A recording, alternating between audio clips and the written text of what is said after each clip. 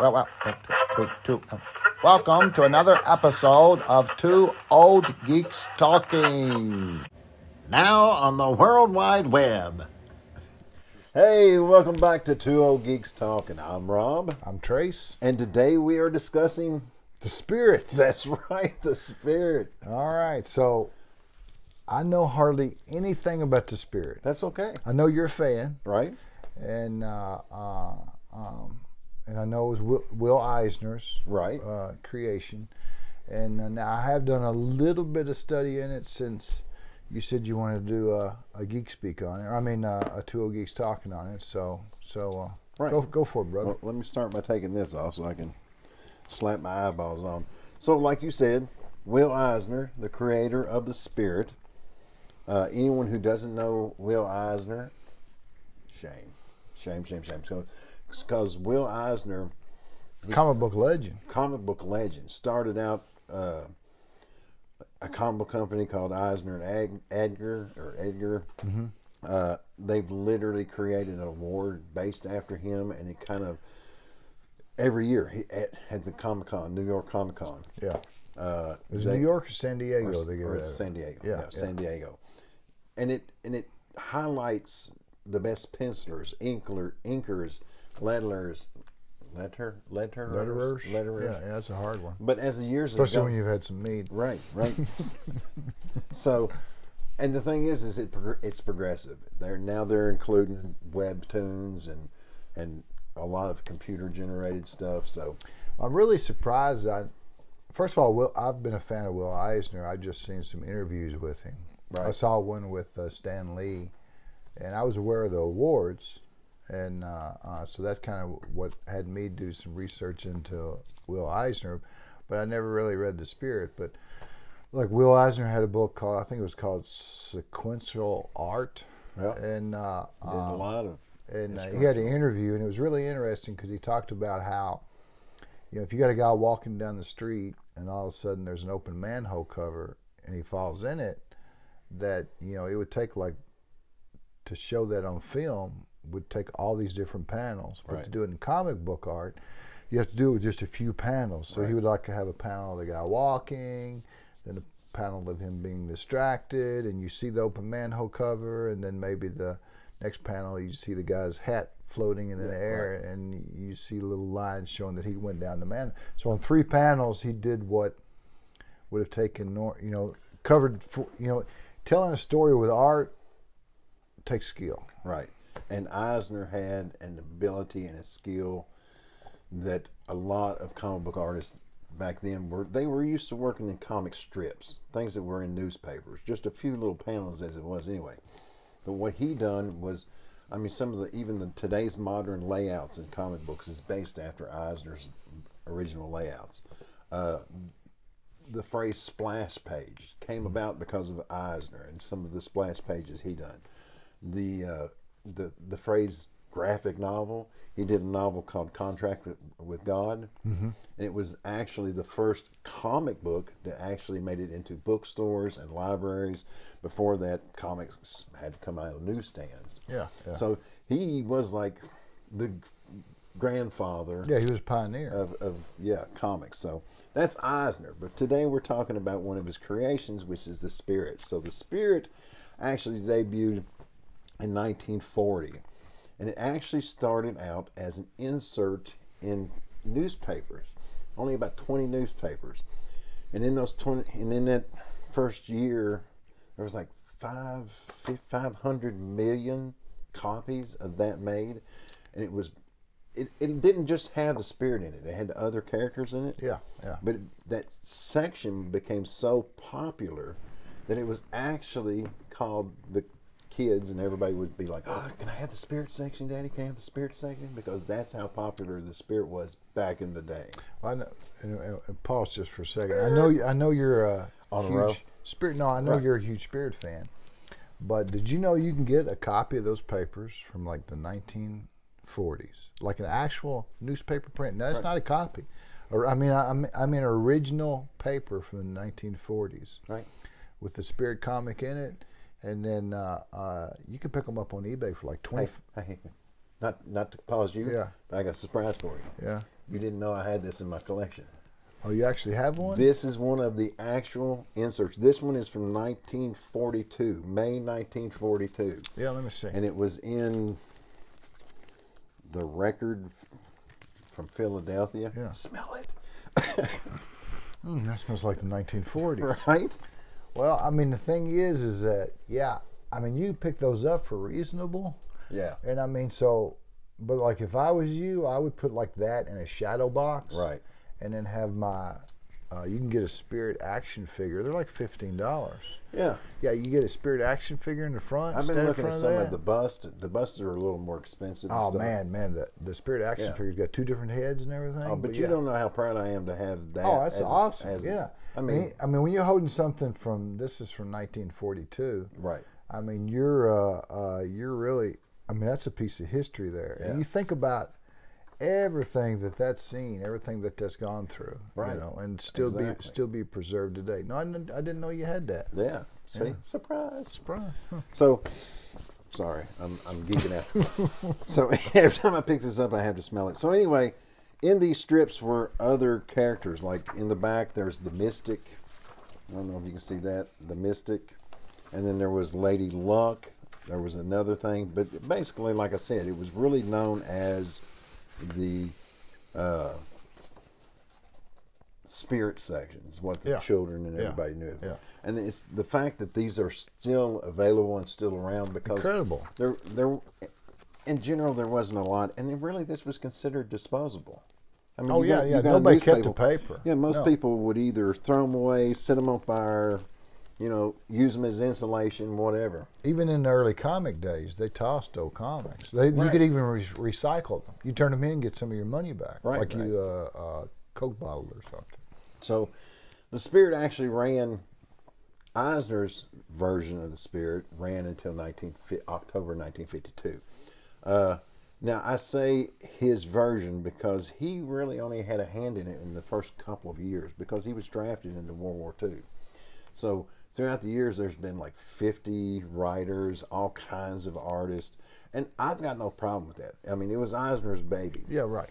And like I had mentioned, Eisner started out a comic book company called Eisner and Iger with this other guy, and he actually like hired some great talents like Bob Kane and Kirby. Yeah. And I actually think Bob Kane probably took a note from Eisner because you know you can't see Batman without you seeing Bob Kane's name across it, right?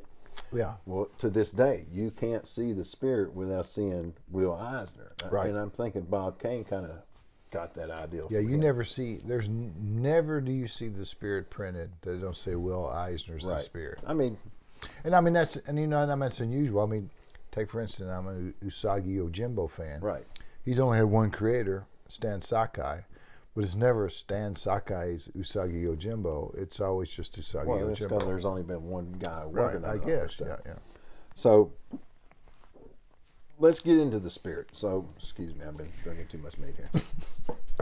So, the Spirit, aka Danny Coe, he was a detective and a criminologist, and he come upon this villain, and he literally put Danny in a suspended animation, and it was such a good job that they thought he was dead. They literally buried him alive, and didn't know it. Well, when he came to, he was able to dig himself out, which is kind of cool because he used his little like mausoleum or whatever, his grave, Yeah.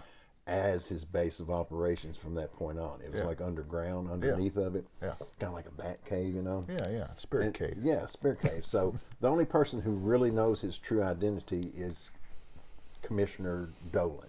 Gordon? Dolan. Oh, Dolan. Okay. I know. So it seems like there's I know it seems like there might be a connection, but Dolan is nothing like Gordon. I Yeah. mean, Dolan is more mouthy. So no superpowers. No, none whatsoever. And I think that's why I had a connection with him because you know I like Right. my superheroes, and the thing You like was, superheroes with no powers. right, Right. they use more of their brains. Yeah, like more you like Batman, Green Arrow. overthinkers. Yeah. Yeah. So I done lost my train of thought. Okay, so That's what I'm here for. yeah, to run me off the rails. So, Danny hid his identity, and he started going by the spirit, and basically because he kind of thought he'd be able to put more fear into the criminals that he was going after, having more anonymity. And is that the word? Yeah. Yeah. Than trying to remain Danny. What was cool was the police group was in a town called Central City. Now, if you're familiar with DC Comics, which I know you're not as big a fan as I am, Right. Central City is actually where the Flash is from, the Golden Age Flash.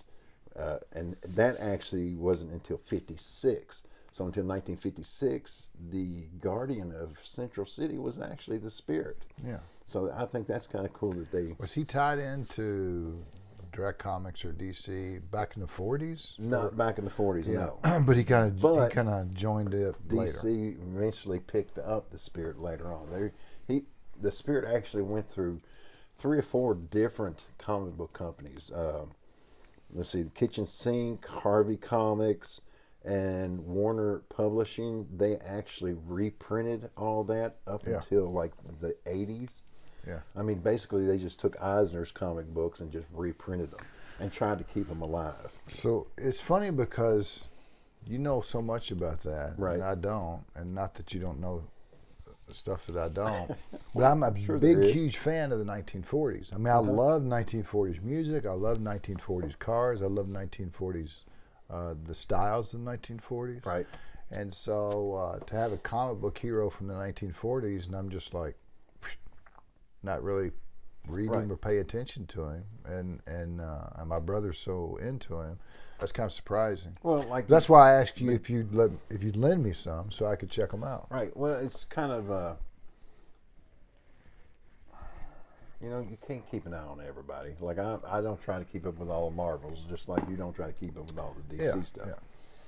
But mentioning DC, so between the 90s and 2000, DC did start picking up the Spirit and started coming up with new stories.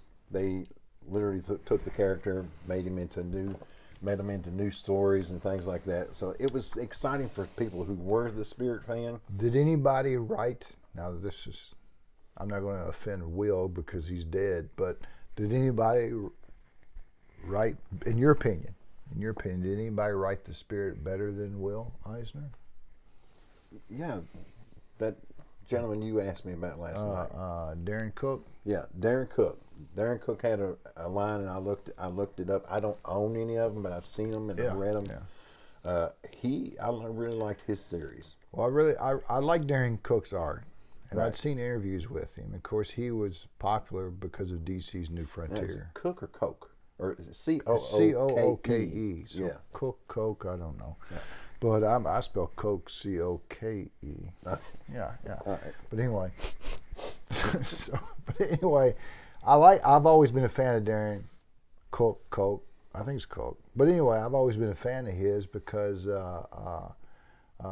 he was such good talent. He died young of aggressive cancer. In interviews you saw him, he said that Marvel and DC and all your big comic book companies needed to make all their issues family friendly. In other words, for all ages. You know, that adults could enjoy them and kids could. And kind of what happened to the kids, what happened to comics is that they were real simplistic things when they first started out, and they were only for kids. Right. And then as kids grew to teenagers, they were geared toward teenagers. And then to be honest with you, around The Dark Knight and even maybe currently, a lot of comics are geared toward adults. Right. And aren't accessible or appropriate for children. Right. And so he felt like that was an issue, that comics should be family friendly and all ages. And he really pushed that. And that's one reason he didn't really work for Marvel, because they wanted to make everything adult oriented, Right. and push their agendas. And so he stuck with DC, and he did things like the Spirit, Right. because the Spirit is just, it has that 1940s goodness in it. An adult can enjoy it. You're an adult, but then a kid could enjoy it too. Well, Eisner once said in an interview that he never was a fan of the phrase comics. He says this isn't a comedic, comedic, genre. This isn't a ha ha ha. He says, and if you read some of the spirits, sometimes it's a love story, sometimes it's an adventure story, sometimes it's a detective story. It's never the same thing twice. And in some of the issues, you might not even have the spirit in it at all. And he didn't look at it as a comedy thing. And that, I think that's maybe why the spirit kind of appealed to him, because he never made it in. Well, he was a huge fan of Will Eisner. Now, if you look back at some of the earlier stuff, some of it is kind of campy. Oh, sure. Well, do you want to talk about Ebony White? Okay, so I was going to talk about some of the back characters and some of the surrounding characters. Yeah. And Eisner did catch a lot of criticism because of the way he portrayed a lot of people, and Ebony White was one of them. He was a taxi driver, right? He was a taxi driver, a young man, and he portrayed him in his looks and in his speech in a very... It was 1940s. Everybody talked like, and then he had a whole nother race talk another certain way. Right. And he really caught some criticism in the later years. At first he didn't. Sure. Because that was the culture. That was the culture. But as years passed, and I really like what Cook and other writers done with Ebony White. Yeah. They made him more of a supporting character. Yeah. In later years, they literally made Ebony White into a female. Yeah, really? Yeah. That makes sense. Yeah. They switch genders on everybody. Right. So it's time for a female So spirit. what Eisner done was, when he started catching criticism about it, he dropped Ebony completely. Yeah. And replaced him with a red-headed, freckle-faced boy. I think his name was Sammy or something like that. Which I don't think that was the right move, but I think he was just trying to wash his hands to the criticism and right. the backs. Well, it's just like a lot of those early Popeye cartoons and stuff like that. A lot of them portray races. I mean, basically, they're just racist views of certain characters. Right. And I don't necessarily think you should burn all those copies and do away with that. That's part of our history, and you learn from your mistakes. Right, right. And but at the time, 1940s, that was just part of the culture. And to be honest with you, that may have been what was expected. If he tried to do something else at that time, he may never have been published. Well, somebody had to be a groundbreaker. He just decided it wasn't going to be him. Right. Sure, there you go. But anyway, other surrounding characters, like Dolan had a daughter, and her name was Ellen, and she was the spirit's kind of like main love interest. Although the spirit was kind of a cat around, he kind of flirted and carried on, was like the ladies' man. Yeah, 1940s. 1940s. Yeah. So, but Ellen was his like main squeeze. And main squeeze, that's a term you don't hear every day. Showing my age. These are all my squeezes. Yeah, this my main squeeze. This right here is my main squeeze. Yeah, see? You're my gal. So anyway, one of the main most antagonists, most of them were female villains. Yeah. But the main one, femme fatale. Yeah. But the main one was the octopus. Yeah. And in earlier issues, basically Eisner's, you never saw him. You never saw him. You just saw purple gloves coming out of the shadow or something like that. Yeah. And so he was considered to be like a master of disguise. So even if you did see him, and saw him again later on, it wouldn't be the same person. The octopus may have been his main squeeze, and he didn't even know it. Right. Might have been Ellen. That would have been a shocking ending. That would have been a hell of a twist. What a twist. And later on in years, other characters kind of developed from the spirit. Like he came up with Johnny Law, which is basically the spirit, but he has an eye patch and smokes a pipe. That's actually a term used for police officers even today. Johnny Law? Yeah, Johnny Law. Yeah, it's a slang term for police officers today, Johnny Law. Right. So now we come to the low part of the show is the movie that came out. Oh man, yeah. So first of all, I saw the movie.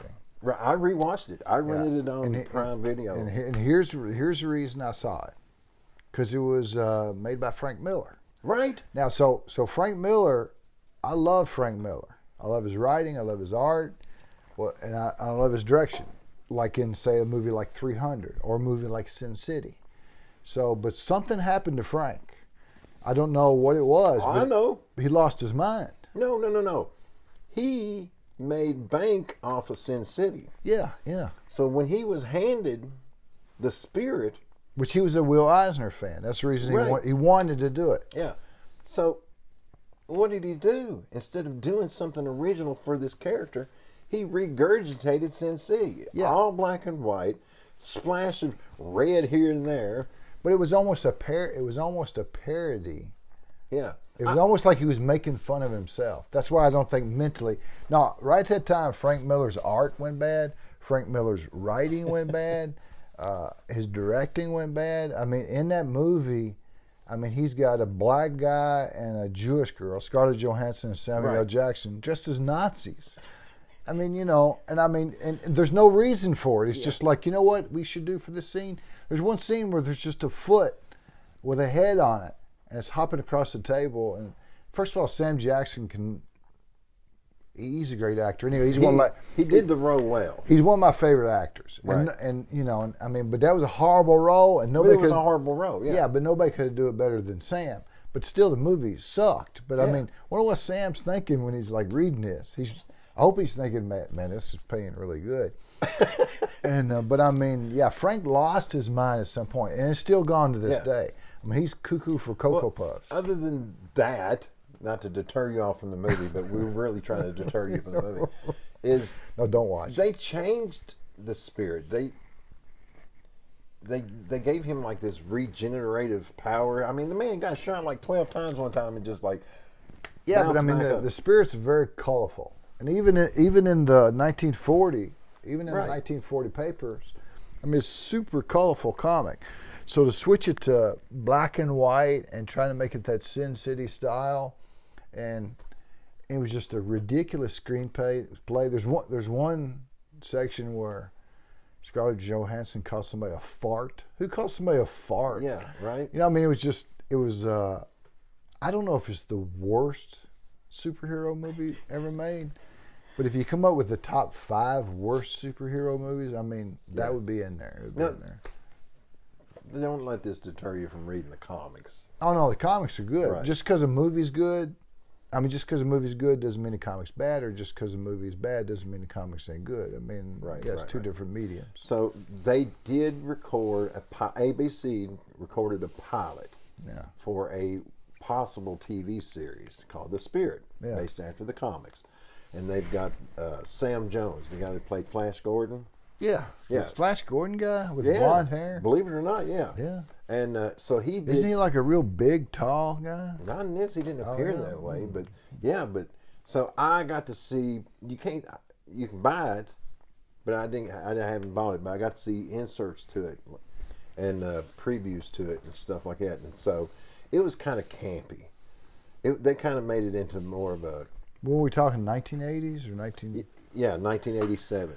But it never was released? No, but this premiere has been released. You can buy it. Oh, okay. But Ellen was played by Nina Vester, the girl who no, you know her. Deep Space Nine, the girl with the wrinkled nose, the security officer. Oh, the one played Keira Nerys? Yes. So Nana Visitor. Yeah. So she in Deep Space Nine's kick-ass character. Oh man, awesome. So, but if you see her in this, she's doing that bubble-headed, bleach blonde kind of. Oh, seriously? Oh yeah, and to see her acting like that just was so freaking wrong. Right. Yeah, she's a good actress. She did it well. Yeah. And she played the role apparently the way they wanted, but I'm used to seeing her as a badass character. Yeah, I'd watch it just for that.